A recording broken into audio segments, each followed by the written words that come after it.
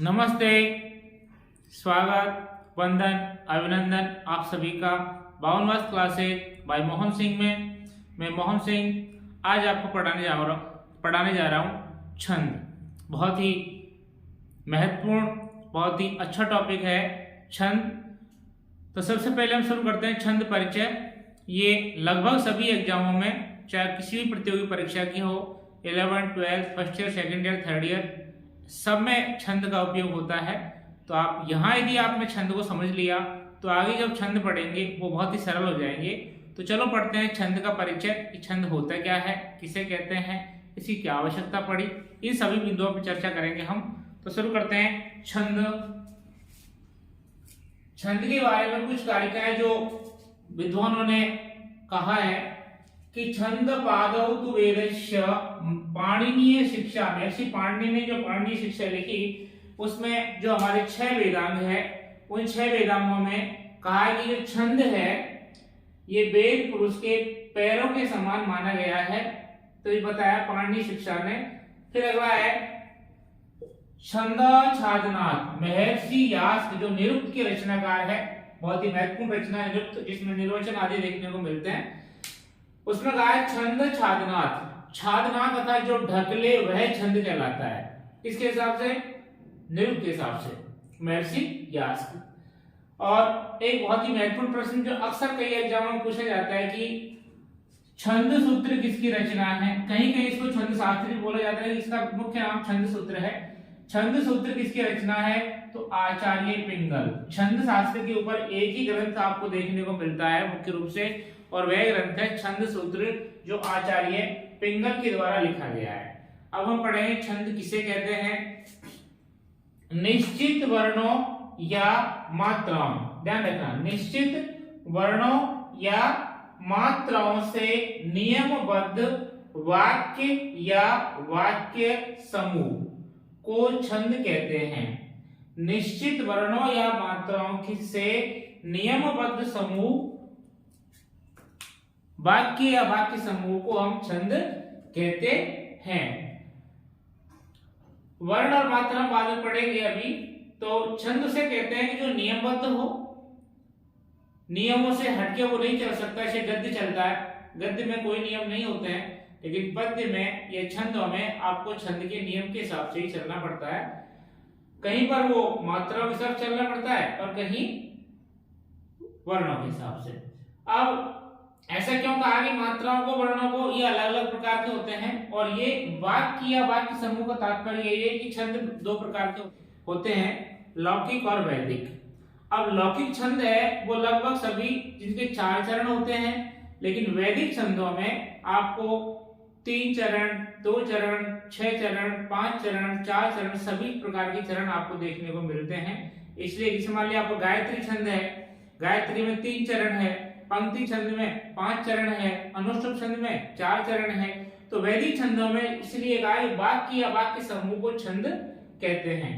अब हम कहते हैं छंद भेद। छंद कितने, कौन कौन से होते हैं। तो ये कहता है वर्ण छंद वृत्तम, ध्यान से पढ़ो कि वर्ण छंदम, वह छंद जिसमें वर्णों की गिनती हो उसको वृत्त कहते हैं। वह छंद जिसमें वर्णों की गिनती हो वृत्त कहते हैं। और मात्रिकम छंदम जाति, और वह छंद जिसमें मात्राओं की गिनती हो उसको जाति कहते हैं। एक प्रश्न तो आपका यही बन गया, मान लीजिए सीधा सीधा पूछा जाए तो वृत्त जिसमें किसी गणना की जाए वर्णों की, और जाति जिसमें किसी गणना की जाए मात्रा की।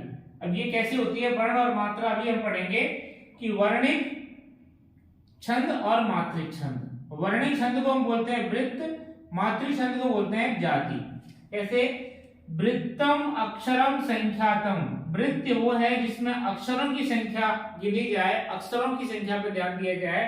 और जाति या मात्रिक छंद उसे कहते हैं जाति मात्रा कृता भवेत्। जाति वो होती है जहां मात्राओं से बनाया जाए, मात्राओं के आधार पर उस छंद का निर्धारण किया जाए, वो मात्रा मात्रिक या वर्णिक छंद होता है। अब वर्ण और मात्राएं अभी हम उनको विस्तार से पढ़ेंगे। संक्षिप्त रूप में आपको यहां समझाऊं। जैसे हमारे साथ पास में शब्द है आचार्य। अब आचार्य में गुरु लघु लगाएंगे। ये गुरु लघु भी आप कैसे लगाए जाते हैं आपको दिखाएंगे। उस लाइन को, उस क्लास को आप जरूर देखना, जिससे कि आपके सारे कंसेप्ट है वो दूर हो जाएंगे। आचार्य एक पद है, इसमें आ ये गुरु है, चा ये गुरु है, ये, लेकिन इसमें हमने विसर्ग लगा दिया तो ये भी गुरु हो गया। तो अब हम देखें कि आचार्य में 3 गुरु है। अब एक गुरु में 2 मात्राएं होती है और लघु में 1 मात्रा। अब मात्राएं हम देखें कितनी है, 2, 2 4 और 2 6। इस आचार्य शब्द में 6 मात्राएं होगी। और हम वर्ण गिनेंगे तो 1, 2 और 3, तो वर्ण 3 है। इस प्रकार से वर्ण और मात्राएं गिनी जाती है कि गुरु है वो 2 में काउंट होता है और लघु है वो 1 गिना जाता है। तो अब हम पढ़ते हैं कि मात्रा किसे कहते हैं और वर्ण किसे कहते हैं। वर्ण किसे कहते हैं और मात्रा किसे कहते हैं, आओ उस पर चर्चा कर लेते हैं। जिसमें छंद पढ़े, छंद 2 प्रकार के होते हैं, मात्रिक छंद और वर्णिक छंद। तो वर्ण कहते हैं प्रणोति वाङ्मयम् इति वर्णे। वर्ण उसे कहते हैं जो पूरे वाङ्मय को वर्ण कर ले, वह वर्ण कहलाता है। और वर्ण का ही समानार्थक शब्द है अक्षर।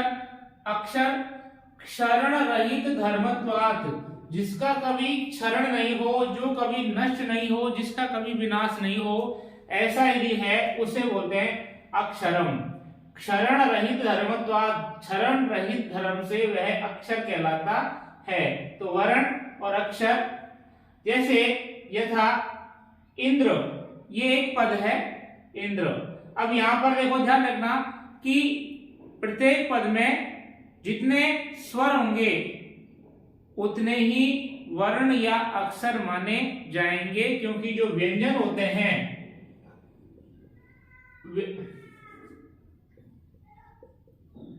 व्यंजन होते हैं वो आधी मात्रा वाले ही होते हैं, इसलिए उनकी गिनती नहीं होती है। इंद्र शब्द में 2 स्वर हैं, ई और अ। तो पहला वर्ण हो गया ई और दूसरा हो गया द्र। तो यहाँ कितने वर्ण हैं, 2। जैसे हमने आपको बताया आचार्य में कितने वर्ण थे, 3 थे। यहां आप देखें मात्रा को ध्यान से पढ़ना कि यही आपकी गुरु लघु वगैरह उसमें आपको यही काम में आएगी।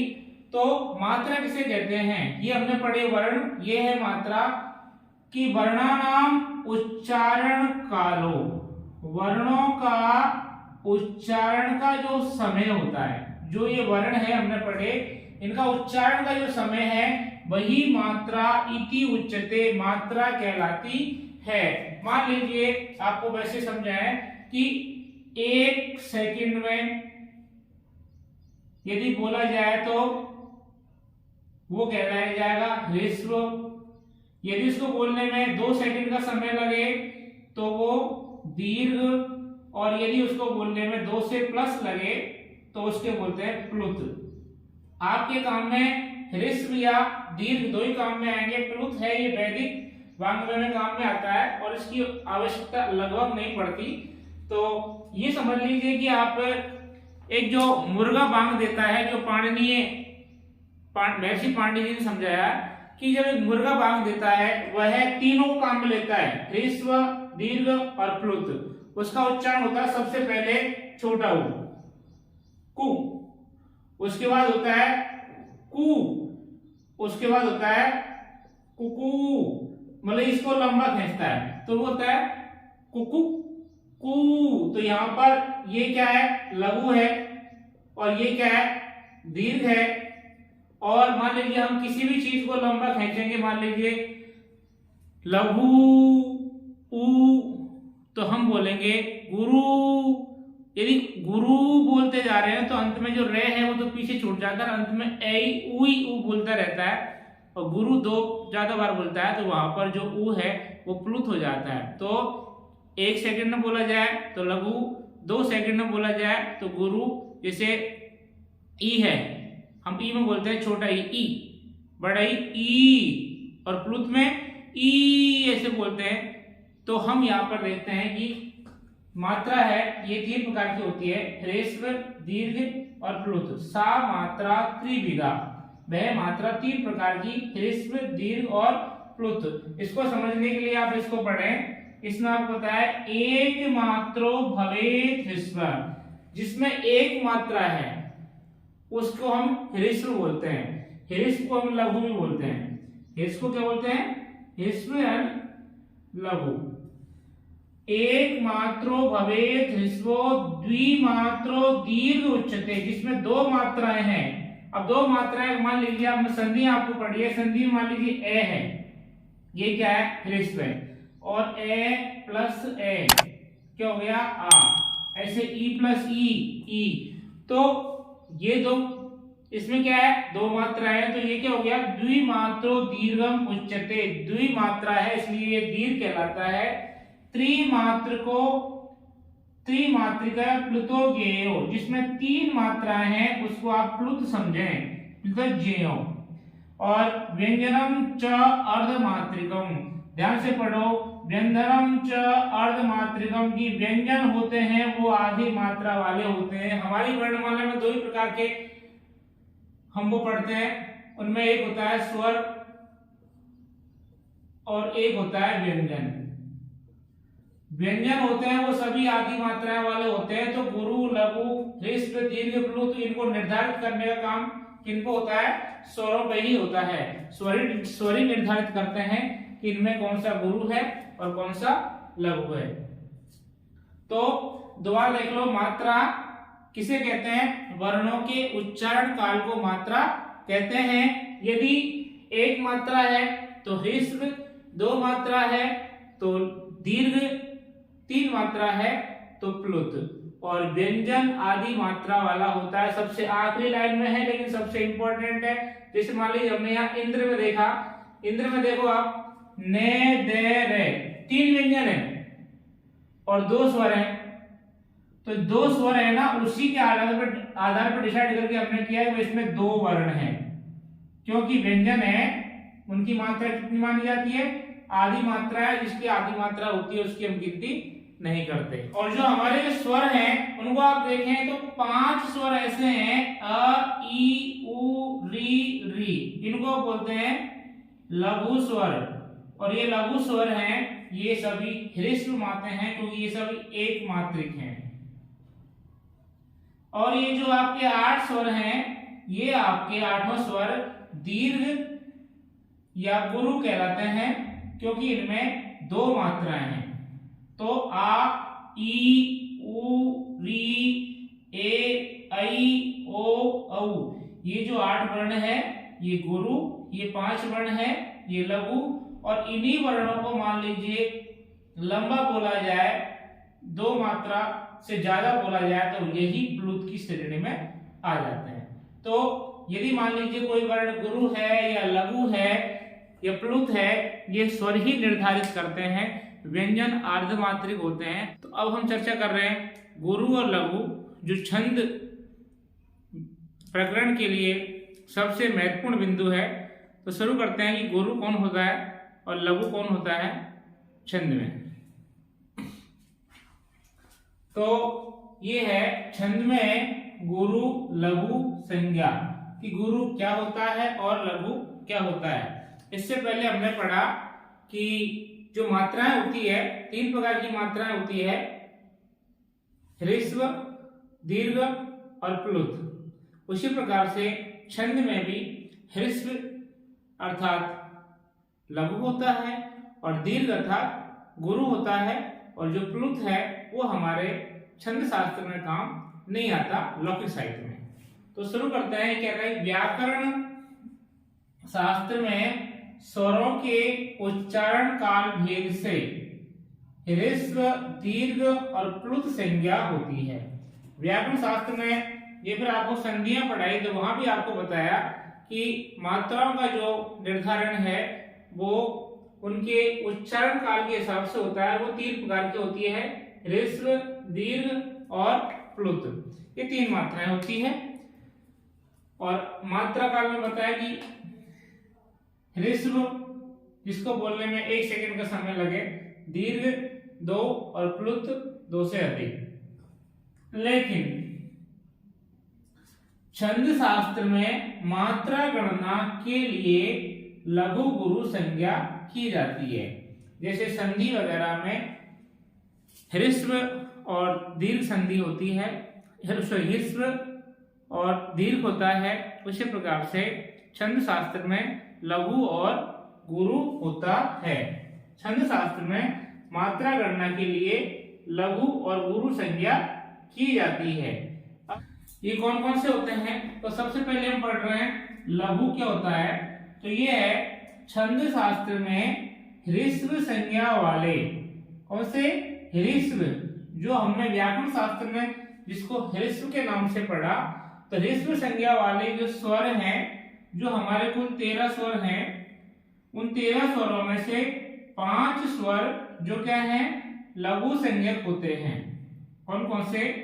अ, ई, उ, री और री। ये 5 ह्रस्व स्वर लघु संज्ञा वाले होते हैं। अर्थात जहां भी आपको ये वर्ण या इनकी मात्रा देखने को मिले, वहां पर वह वर्ण लघु होता है। और लघु का जो चिन्ह है वो इस प्रकार से होता है, सीधी लाइन। अब हम पढ़ रहे हैं गुरु क्या होता है। गुरु जिसका संकेत चिन्ह इस प्रकार का होता है, जैसे इंग्लिश में जो एस बनाते हैं, तो गुरु दीर्घ स्वर वर्ण। यहां हमने ह्रस्व स्वर, यहां दीर्घ स्वर वर्ण गुरु संज्ञक होते हैं। जो 13 प्रकार के जो स्वर हैं, उनमें 5 हैं आपके ह्रस्व और 8 हैं वो हैं दीर्घ। ये जो 8 दीर्घ स्वर हैं वे गुरु संज्ञक होते हैं। ये कौन कौन से हैं? 1 2 3 4 5 6 7 8। इनको हम 2 भागों में डिवाइड करें। ये जो शुरुआत के 4 हैं, आ, ई, उ और री, ये इन्हीं 4 लघु स्वर वर्णों के दीर्घ हो जाते हैं। ए का आ, ई का बड़ी ई, उ का बड़ा उ, री का बड़ा री। री जो वर्ण है ये गुरु नहीं होता है। तो 4 तो यहां से ऐसे आ गए। फिर ए, ऐ, ओ, औ, ये जो हमारे 13 वर्ण हैं संस्कृत वर्णमाला में, 13 स्वर वर्ण, इनमें से जो 5 स्वर वर्ण हैं वो है लघु और 8 स्वर वर्ण हैं वो हैं गुरु। तो ये जो 5 ह्रस्व स्वर हैं यही छंद शास्त्र में लघु के नाम से जाने जाते हैं, और ये जो 8 दीर्घ स्वर हैं यही छंद शास्त्र में गुरु के नाम से पहचाने जाते हैं। तो ये लघु और गुरु का एक सामान्य परिचय हुआ, लेकिन सबसे महत्वपूर्ण होता है वो आपका, और सबसे ज्यादा गलती विद्यार्थी करते हैं, उसके लिए आपको ये सूत्र समझना अति आवश्यक है। सूत्र है सानुस्वारस्य दीर्घस्य विसर्गी च गुरु भवेत् वर्ण संयोग पूर्वस्य तथा पदांत गो अपि वा। तो इसको समझाते हैं आपको, ये क्या कहता है। इसको समझे बिना छंद पढ़ना या छंदों का निर्धारण करना लगभग असंभव सा ही लगता है। तो इनको पढ़ते हैं। अभी तक हमने पढ़ा कि हमारे जो 13 स्वर हैं उनमें 5 ह्रस्व स्वर और 8 दीर्घ स्वर हैं। तो ह्रस्व स्वर हैं वो छंद शास्त्र में लघु माने जाते हैं, और जो दीर्घ स्वर हैं वो छंद शास्त्र में गुरु माने जाते हैं। लेकिन गुरु व्यवस्था में, गुरु वर्ण बनाने में और कौन कौन से जो नियम हैं जो इसमें सहायक सिद्ध होते हैं, वो सबसे जरूरी है, वो आपको इस सूत्र के माध्यम से बताएंगे। ये है सानुस्वारश्च दीर्घश्च विसर्गी च गुरु भवेत्, विसर्गी च गुरु भवेत् वर्ण संयोग पूर्वस्य तथा पदांत गो अपि वा। ध्यान से पढ़ना। सबसे ज्यादा गलती विद्यार्थी यहीं पर करते हैं कि वो लघु और गुरु वर्ण तो पढ़ लेते हैं मात्रा के हिसाब से, लेकिन ये जो 4 नियम है, ये 4 नियम है जो निर्धारित करते हैं छंद के निर्माण में अहम भूमिका निभाते हैं। तो शुरू करते हैं। सबसे पहला है आपका सानुस्वारस्य, से प्लस अनुस्वार। तो ये कहता है अनुस्वार युक्त कोई वर्ण है तो वह दीर्घ हो जाएगा, अर्थात वह भी गुरु माना जाएगा। अनुस्वार युक्त वर्ण गुरु होता है। अब यहाँ देखो कि रा में आ की मात्रा है और में एक ही मात्रा है, अर्थात में लघु ही होना चाहिए था, लेकिन मैं के ऊपर क्या लग रहा है, अनुस्वार। तो इस अनुस्वार के कारण ये जो मैं है ये गुरु हो जाता है। इधर है फलम, तो ये जो फे में एक ही मात्रा है और ले में भी एक ही मात्रा है, लेकिन क्या था कि फे तो लघु रह गया और ले है जो गुरु हो गया। तो कारण था कि फे के साथ कोई भी नहीं है, क्योंकि ले के साथ में अनुस्वार जुड़ा हुआ है। तो ये पहला नियम है सानुस्वारस्य दीर्घस्य। ये कहता है कि कोई भी वर्ण यदि अनुस्वार के युक्त है, उसमें अनुस्वार लगा हुआ है, तो वह गुरु माना जाएगा। तो पहला नियम सानुस्वारस्य दीर्घस्य।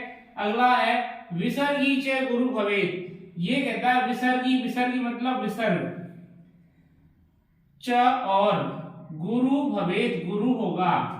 विसर्ग युक्त वर्ण गुरु होता है। विसर्ग युक्त वर्ण भी गुरु होता है। जिस वर्ण में विसर्ग आ गया वह भी गुरु माना जाएगा, चाहे उसमें लघु स्वर ही क्यों न लगा हुआ हो। तो यहाँ देखें कि रामः प्रथम एक वचन, रामे में रामे तो आ की मात्रा गुरु हो गई, में तो एक ही मात्रा है, तो ये लघु होना चाहिए था, लेकिन इसके साथ में क्या लगा हुआ है, विसर्ग लगा हुआ है, इसलिए इस विसर्ग के कारण मैं भी गुरु माना गया। तो ये कहता है विसर्गी च गुरु भवेत्, जिसके साथ विसर्ग है वह वर्ण भी गुरु होता है। स्वर है, स्वर में बे में एक ही मात्रा है तो लघु ही है, रे में भी एक ही मात्रा है लेकिन ये भी लघु ही होना चाहिए, लेकिन रे के आगे विसर्ग लग रहा है, इस विसर्ग के कारण रे है, ये गुरु माना गया। तो दूसरा नियम था विसर्गी च गुरु भवेत्, कि विसर्ग गुरु माना जाता है। विसर्ग जिसके वर्ण के साथ आए वह वर्ण भी गुरु माना जाता है। सबसे महत्वपूर्ण और सबसे ज्यादा गलतियां कराने वाला नियम है वो ये है, यदि आपने इसको ध्यान से पढ़ लिया तो आपकी गलती है वो आज से होना बंद हो जाएगी। ये था वर्ण संयोग पूर्वस्य। वर्ण संयोग का मतलब है संयुक्त व्यंजन। तो संयुक्त व्यंजन से पहले वाला वर्ण गुरु होता है। संयुक्त व्यंजन से पहले वाला वर्ण गुरु होता है। जैसे मान लीजिए हम यहां लिखें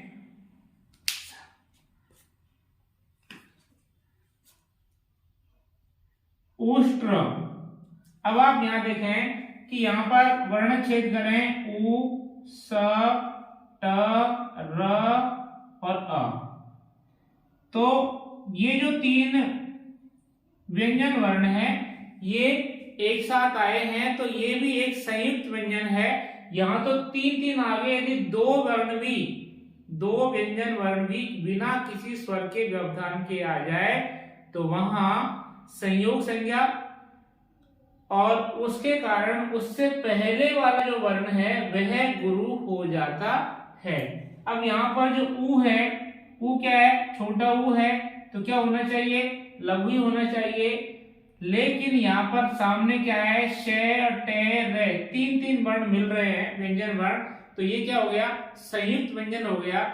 इसलिए दो व्यंजन वर्ण बिना स्वर के व्यवधान के एक साथ आ जाए तो वह संयुक्त व्यंजन होता है, और उस संयुक्त व्यंजन से पहले वाला वर्ण गुरु हो जाता है। ध्यान रखना, ये आदेश है के कारण ऊ गुरु हो गया, जबकि टे पे इसका कोई फर्क, रे पे इसका कोई फर्क नहीं पड़ेगा। इधर देखो अनुस्वार। अब अनुस्वार में ए लघु है, नु छोटा की मात्रा है तो लघु ही होना चाहिए था, लेकिन सामने क्या है, आधा से आ रहा है और से और वे दोनों एक साथ आए हैं, तो ये क्या हो गया, ये आपका संयुक्त व्यंजन हो गए। तो संयुक्त व्यंजन के कारण ये जो नु है, आधे से के कारण ये नु है, ये गुरु हो गया। नु खुद में गुरु नहीं था, खुद में तो छोटा की मात्रा थी, ये लघु ही होना चाहिए था, लेकिन आगे आधा से, कहीं पर भी आपको आधा से आधा व्यंजन देखने को मिले तो उस व्यंजन को आप, उसके कारण उससे पहले वाला वर्ण है वो गुरु हो जाएगा। अब से और वे तो मिल रहा है, वाह, आ की मात्रा है, और रे जो हमने पढ़ा विसर्ग ईशे गुरु भवे, रे है, इस विसर्ग के कारण ये गुरु हो गया। अब आप देखें दक्ष, 3-4 संयुक्त व्यंजन ऐसे हैं जो हमको शुरुआत से वर्णमाला के रूप में पढ़ाए जाते हैं, क्योंकि वास्तव में वो स्वतंत्र व्यंजन नहीं होकर के संयुक्त व्यंजन या द्वितीय व्यंजन होते हैं। तो यहाँ देखो द, ए की मात्रा है, लघु होना चाहिए, लेकिन सामने क्या है क्ष, और ये जो क्ष, ये के प्लस से मूर्धन्य षकार, इन दोनों वर्णों से मिलकर बना है, तो ये अपने आप में ही क्या है संयुक्त व्यंजन है। ऐसे क्ष, त्र और ज्ञ, ये तीनों वर्ण और स्र, ये सभी संयुक्त व्यंजन है। यदि ये भी कहीं आपको मिल जाए तो उसके कारण भी उससे पहले वाला वर्ण है वो गुरु माना जाता है। ये से और वे आपस में अलग अलग दिख रहे हैं, लेकिन दक्ष में आपको स्वतंत्र व्यंजन, ये संयुक्त व्यंजन अलग से नहीं दिख रहा, तो आप मान लो क्षेत्र, ये भी स्वतंत्र संयुक्त व्यंजन ही होते हैं। इसके कारण भी इनके से पहले वाला जो वर्ण है वो छंद में गुरु हो जाता है। अगला है छंद, जैसे हम छंद पढ़ ही रहे हैं, तो 6 में ए की मात्रा है, लेकिन 6 को क्या होना चाहिए लघु होना चाहिए, लेकिन आगे आधा नए आ रहा है, तो नए के चक्कर में पहले वाला वर्ण जो 6 है ये गुरु हो जाएगा, और दे है ये लघु ही रहेगा। ध्यान रखना ये जो आधा ने है ये दे के काम में आकर के 6 के काम आएगा। तो ये था आपका सबसे महत्वपूर्ण सूत्र वर्ण संयोग पूर्वश्चय, कि संयुक्त व्यंजन से पहले वाला या पूर्व वर्ण गुरु माना जाता है। सबसे ज्यादा गलतियां बच्चे यही करते हैं, इसलिए आपको एक बार फिर बता रहा हूं कि इसको आप ध्यान से पढ़ लेना। वर्ण संयोग पूर्वश्चय, कि संयुक्त व्यंजन से पहले वाला वर्ण गुरु माना जाता है। अगला है तथा पदांत गो अपि वा, ये एक विचित्र नियम है। ये कहता है कि चरण के अंत में किसी भी छंद का कोई चरण है, पाद है, तो उसके अंत में छंद कहता है कि भाई वहां गुरु वर्ण होना चाहिए, और वहां यदि लघु आता है तो उस लघु को भी हम विकल्प से गुरु मान लेते हैं। ये कहता है चरण के अंत में विद्यमान लघु वर्ण भी विकल्प से गुरु माना जाता है।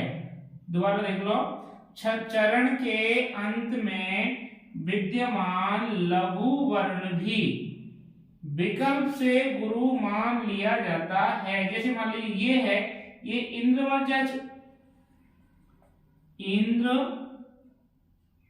वज्रा छंद का लक्षण है। शादिंद्र वज्रा यदि तौ जगोगे, तो ये छंद का नियम कहता है कि छंद 11 वर्ण का होता है, तगण, तगण, जगण और गुरु गुरु, लास्ट में 2 गुरु होने चाहिए। अब आप सोचो इस चरण का अंतिम वर्ण क्या है, तो अंतिम वर्ण है वे। अब वे क्या है लघु है, एक ही मात्रा है, ना ही सामने कोई विसर्ग है, ना ही कोई अनुस्वार है, तो ये जो वे है ये लघु होना चाहिए। लेकिन ये नियम कहता है, मान लीजिए चरण के अंत में यदि कोई वर्ण लघु आ रहा है और छंद का नियम के हिसाब से उसे गुरु होना चाहिए, तो उसे गुरु मान लिया जाता है। तो यहाँ भी ये जो वे है इसको हमने गुरु मान लिया। तो हमने 4 नियम पढ़े गुरु बनाने के। पहला नियम हमने पढ़ा, संक्षिप्त में कहें अनुस्वार, अनुस्वार युक्त कोई वर्ण है तो वह गुरु हो जाएगा। दूसरा हमने पढ़ा विसर्ग, विसर्ग युक्त कोई वर्ण है तो वह गुरु हो जाएगा। तीसरा हमने पढ़ा संयुक्त व्यंजन, संयुक्त व्यंजन से पहले वाला, एरो लगा के रखें जिससे याद रहे, संयुक्त व्यंजन से पहले वाला वर्ण गुरु माना जाता है। और चौथा है विकल्प से, यदि छंद के चरण का अंतिम वर्ण लघु आ रहा है और छंद के हिसाब से उसे गुरु होना चाहिए तो उसको गुरु मान लिया जाता है। ये आपकी गुरु लघु व्यवस्था यहाँ पर पूर्ण हुई।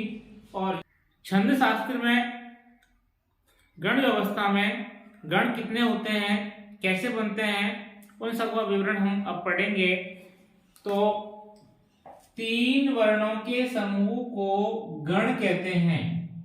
तीन वर्णों के समूह को गण कहते हैं, अर्थात एक गण में तीन वर्ण होते हैं। और दूसरा प्रश्न, कुल कितने गण होते हैं? कुल 8 गण होते हैं। वो कौन कौन से होते हैं वो आपको ये सूत्र बताएगा। यमाता राजभान सलगा, यमाता राजभान सलगा।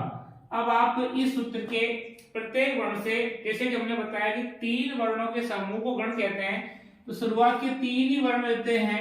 तीन वर्ण कौन कौन से? य मा ता। तो ये से मतलब है यगण। तो हमने यमाता के तीन अक्षर निकाले, य मा ता। ये क्या है? लघु। मा क्या है? गुरु। ता क्या है? गुरु। अर्थात यगण में क्या होता है? लघु, गुरु और गुरु। एक गण हो गया आपका यगण। कहां से? य मा ता। अगले गण के लिए हम शुरू करेंगे मैं से, मा ता रा। तो तीन गण हो गए, मा, दूसरा गण हो गया मगण। शुरू कहां से हो रहा है? मा से, मा ता रा। मा गुरु, ता गुरु और रा गुरु। तो मा ता रा, अर्थात मगण एकमात्र ऐसा गण है जिसमें तीनों ही वर्ण गुरु होते हैं। अगला है, जैसे कि हमने कहा तीन ही वर्ण लेने हैं, तो तगण से शुरू करेंगे, ते से। तो तीन वर्ण कहां जाएंगे? ता रा ज। तो तगण में हमने लिया ता रा ज।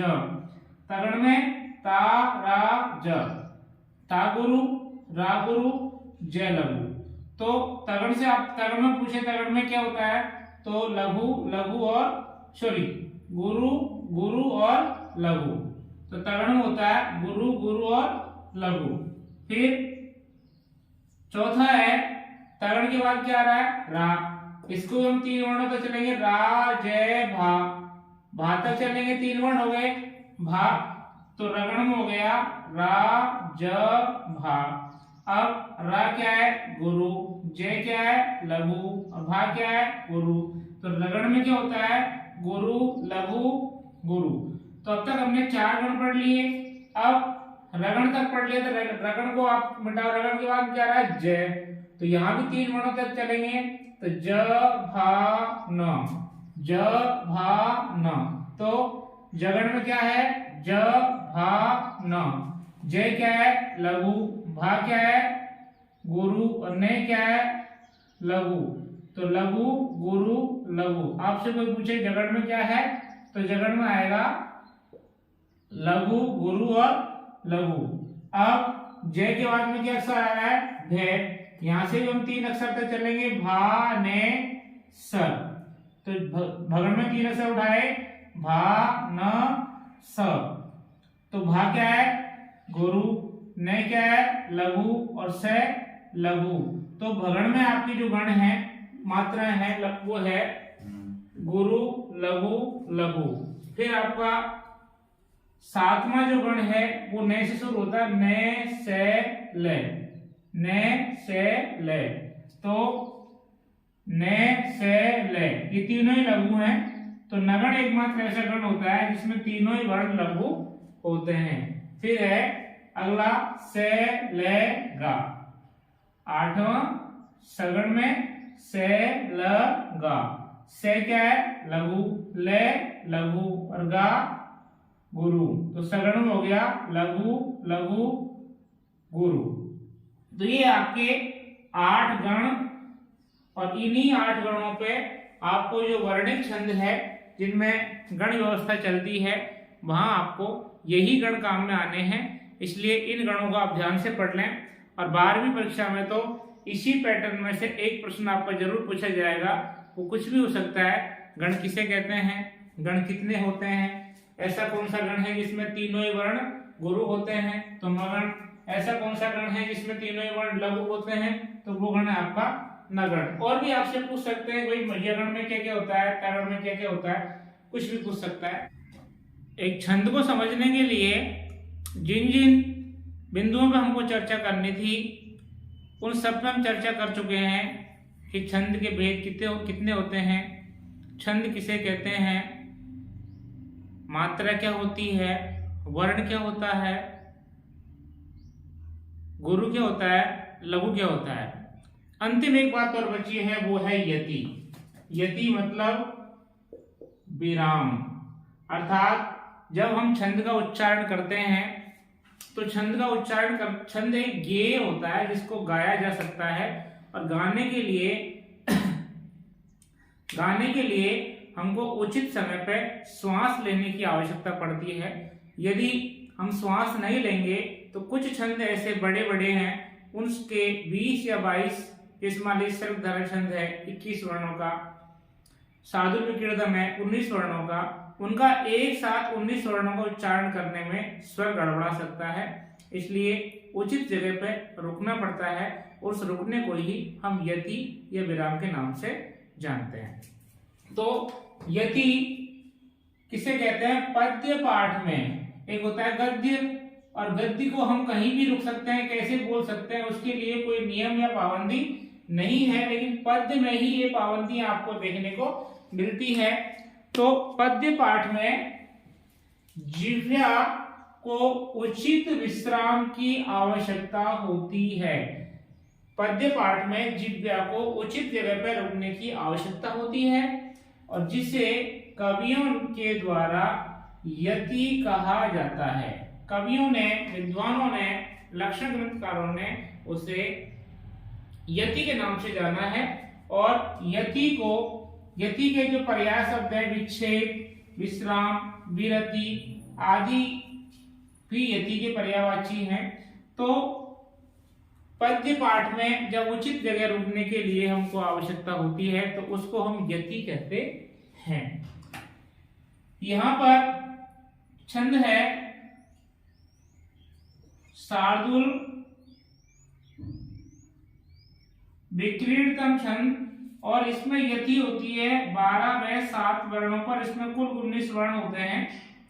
अब 19 वर्णों का उच्चारण एक साथ, तो आप देखें कि 12 और 7 वर्णों पे यति होती है, तो इसका हम उच्चारण करेंगे।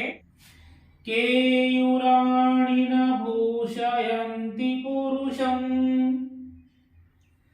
हारा न चन्द्रोज्ज्वला, न स्नानं न विलेपनं न कुसुमं, नालंकृता मूर्धजा,